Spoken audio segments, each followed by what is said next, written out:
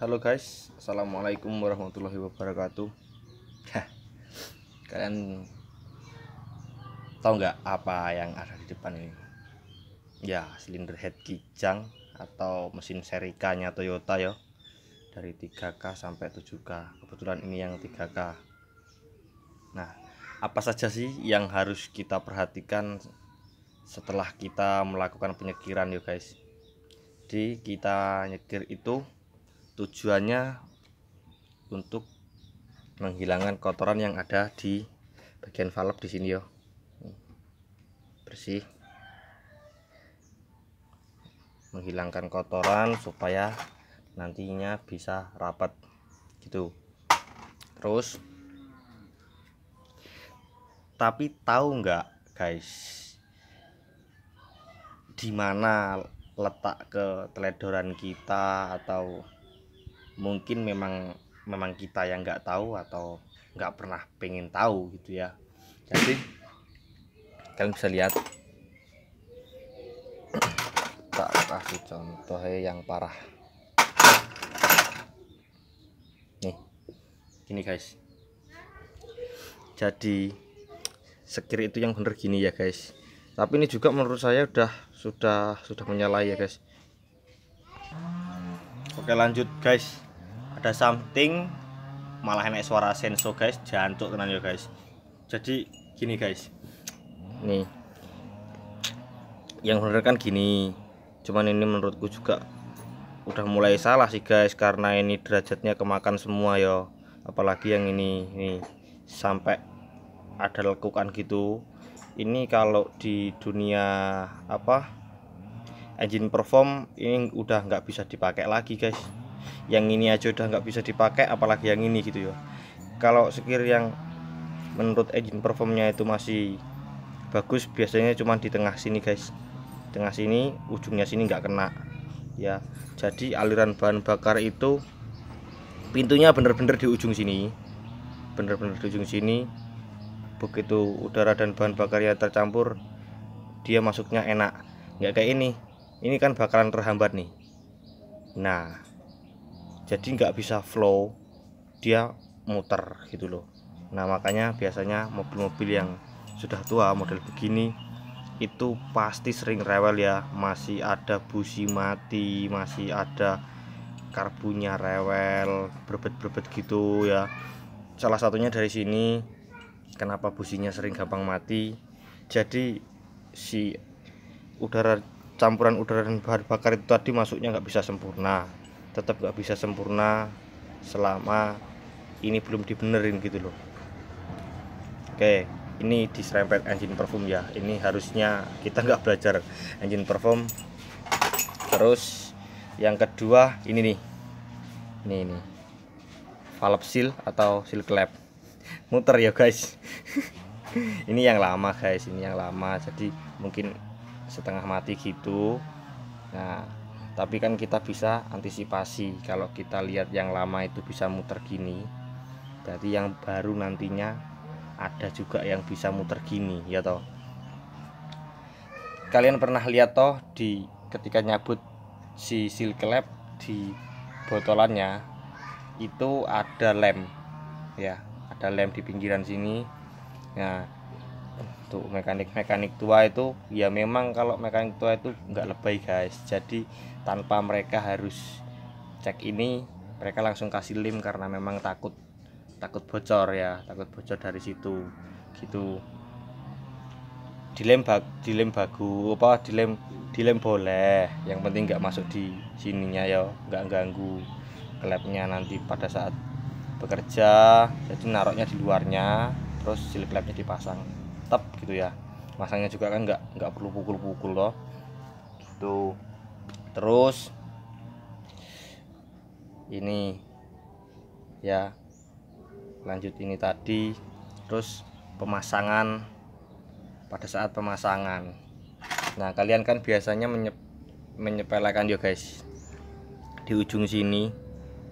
Kenapa aku nggak pernah nyekir pakai mesin gerinda yo? Walaupun aku nyekir pakai mesin gerinda pasti tak kasih adaptor.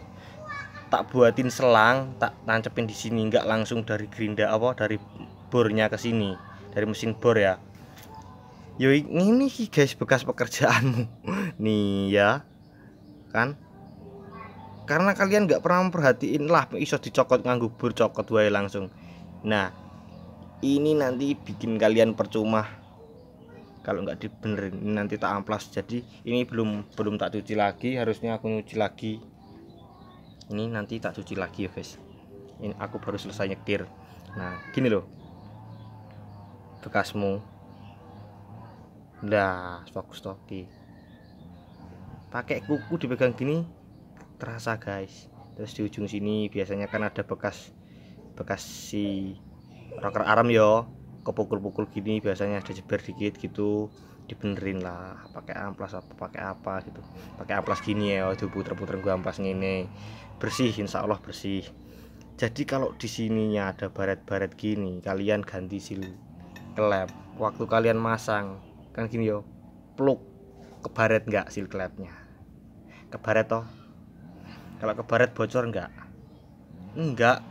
kalau masih baru, kalau nggak parah ya toh. Tapi lama-lama baretan itu kan sudah ada di karet bahannya toh ya, bahan karet kalau sudah kebaret red lama-lama akan sobek enggak, sobek ngono loh. Jadi tolonglah yo perhatikan baik-baik, dan yo kita belajar itu memang nggak gampang. Jadi beberapa mekanik itu minta ongkos mahal, minta bayaran mahal. Ya memang mungkin mereka merasakan susahnya mencari ilmu gitu loh guys. Jadi ketika mereka dapat, mereka ingin dihargai sesuai dengan kesulitan mereka. Terus biasakan nyimpen kancingannya gini guys yo, ini buat lemparin gini yo, nggak jatuh ya toh. Jadi kalian ngitungnya gampang, ketika kalian nyuci di sini ada satu, di sini ada satu, berarti kan aman gitu. Nih walaupun kalian nyuci jatuh ke lempar-lempar gini nggak jatuh kan si kancingannya ini, atau kuku macan yo, kuku kelep karep mulih ngarannya apa gitu. Jadi kalian kerja itu gampang, nggak was-was, nggak mikirin ini. Biasanya kan mbok bungkus plastik, bungkus rokok, apa mbok bungkus apa disendiriin gitu kan, kadang kalian lupa narok, nanti nyarinya bingung gitu. Gini kan gampang. Terus ketika nanti kita pasang ini pernya di sini, valve-nya udah kepasang kan, ini ada satu ring ya, ada satu ring di bawah. Habis itu valve spring atau berklep, baru retainer. Nah ketika kalian pasang, kalian boleh coba diputer gitu, muter apa enggak. Kalau muter biasanya, nah kalau klepnya begini biasanya yo jeglong, jadi enak jeglong ini loh guys. Nah gitu guys. Nah yang udah dalam model begini biasanya per klepnya itu diputer-muter, itu ngeri guys. Jadi enaknya kalian cari ganjilnya di sini, itu ditambah satu biji. Kalian bisa beli baru atau cari di potongan ya guys yo. Kalau mau untuk akal-akalan, sebenarnya kalau nggak akal-akalan kalian ganti klepnya beres ya kan, kalian ganti klepnya beres. Tapi kan kita hidup di desa guys, kasihan ownernya juga. Apakah ownernya punya duit lebih, apakah ownernya itu ngerti tentang ini gitu kan ya. Yang murah iki lah, cari di potongan 8 biji paling piro lo, 20.000 paling ya gitu. Jadi kalau pernya muter kan ngeri, berarti tekanannya itu enggak cukup. Ketika panas lah kelepmu nek panas, pernya enggak tak neken ki piye kira-kira ya guys, brojol toh. Nah brojol iya kalau enggak floating. Kalau floating hancur mesin mobil orang guys.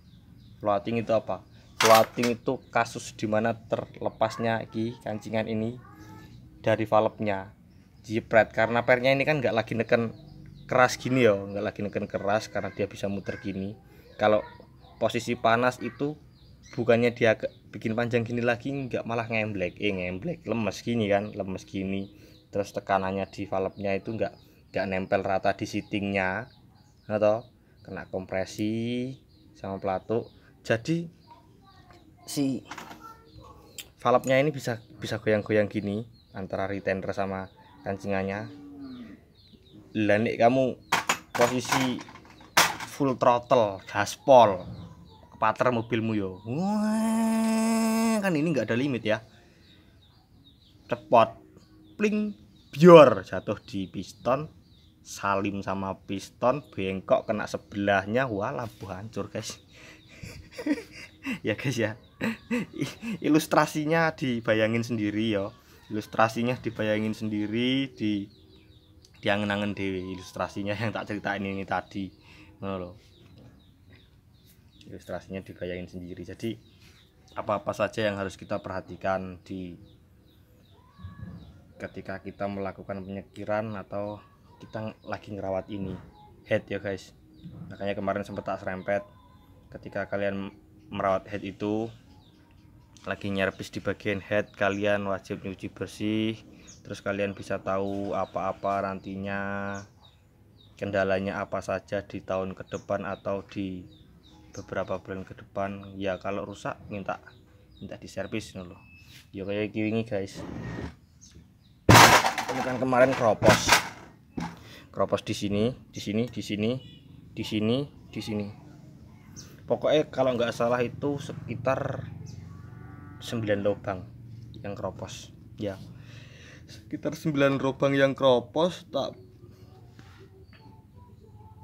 bawa ke bengkel bubut, nggak tahu berapa kemarin. Mbah Mat langsung yang nganterin, jadi aku nggak sempat tanya juga. Ini aku nemu ternyata di bengkel deket sini guys, mereka malah punya TIG welding. Jadi kita nggak khawatir, kita antar head ke sana, seatingnya ini nggak perlu klepnya nggak perlu dipasang, jadi klepnya dicopot, tak tinggal di rumah kemarin. Jadi ngelasnya mereka nggak perlu panas karena TIG welding, cukup dibersihin sama mereka pakai tuner di sininya, langsung TIG welding red ya. Ini jadinya guys, ini tinggal nyuci, alhamdulillah ya gitu. Terus di settingannya nih, yuk mbah, ini kan udah mulai bersih ya. Jadi aku nyucinya nanti tinggal di bagian ruang bakar di sini nih, hitam-hitam ini, sama intake manifold sama exhaust manifoldnya. Terus ngerapihin ini dikit-dikit nih, ada elek ya guys, pakai tuner nanti tak ratain, baru habis itu tak amplas. Nih ada terasa bekas matabor ya nih. Jadi mungkin ya nang desa ya guys, piye ya, kurang berpengalaman guys. Nek las-lasane paten jos tenan lho guys. Yo beda ngono lho lase. Terus ini loh, kalau TIG welding nih ya, kalau TIG welding itu mereka ngelasnya bisa sampai kayak las listrik.